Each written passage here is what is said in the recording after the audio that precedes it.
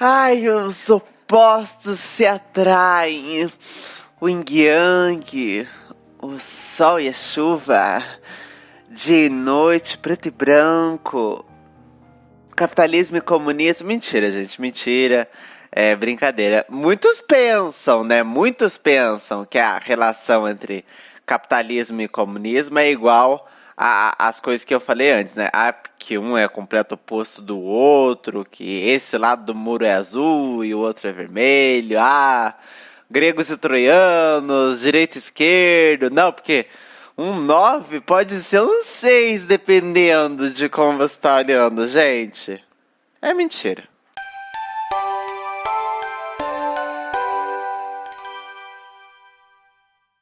É mentira, lies. Mesmo que seja na inocência do bom moço que fala coisas como se juntar um pouco dos dois dá certo, ou eu preciso achar um meio termo. É mentira. Period.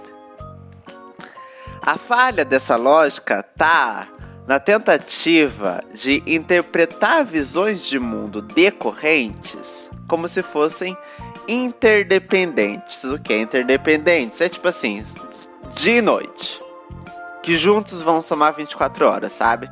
Próximo e distante, que são perspectivas de uma mesma relação.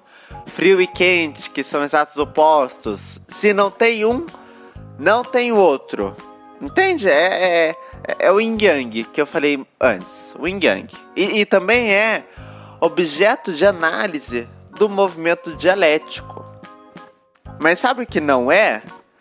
Não é aplicável à rivalidade de capitalismo e comunismo. Porque elas não são visões de mundo interdependentes. Uma pode e deve existir muito bem sem a outra.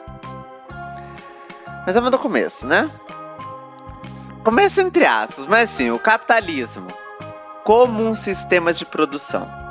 Ele tem seu início lá em meados do século XVII, com a ascensão da burguesia, o seu domínio sobre os meios de produção, quem vocês sabem, se não souber me pergunte. Antes dele a gente tinha feudalismo e tal, e várias outras coisas, mas tudo já tinha sido superado a essa altura do campeonato. Aí, com o passar das décadas, nós tivemos Revolução Industrial e outras grandes mudanças na sociedade que instalaram de vez o sistema capitalista e outros conceitos a ele relacionados, como de classe proletária, oferta e demanda, inflação, etc. Eu estou simplificando, obviamente. É só no século XIX, e atenção, 19... Pensa aqui, século XVII, século XIX, 200 anos. Então, só no século XIX que o termo comunismo começou a ser propriamente utilizado. Nós já tínhamos uma noção de sociedade comunista, por causa de a República de Platão, mas o que se entende por socialismo-comunismo hoje surgiu mais ou menos nessa época e é uma corrente teórica e prática, de certa forma, em resposta ao capitalismo que até então ia de vento em polpa, mas já demonstrava falhas essenciais. E ser em resposta de alguma coisa é sinônimo de dependência, não interdependência. O comunismo precisou do capitalismo para ser criado porque ele é uma tentativa de consertar os seus erros.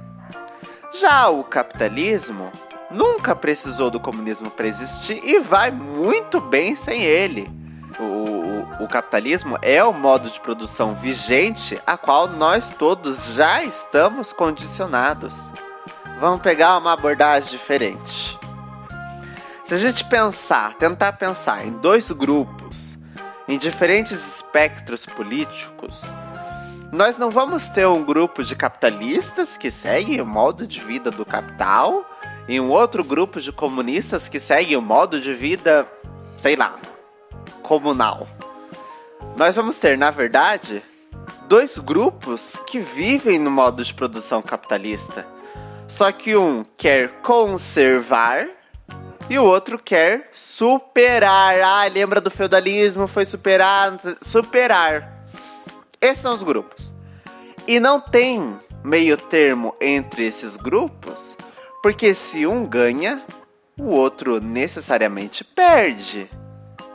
Isso se verifica continuamente na história quando um país que está caminhando para se desfazer do modo capitalista e seguir para um caminho mais socialista ou comunista, ele é bombardeado, é infiltrado, invadido, é punido pelos países que ganham vantagens com o sistema capitalista e por isso precisam conservá-lo.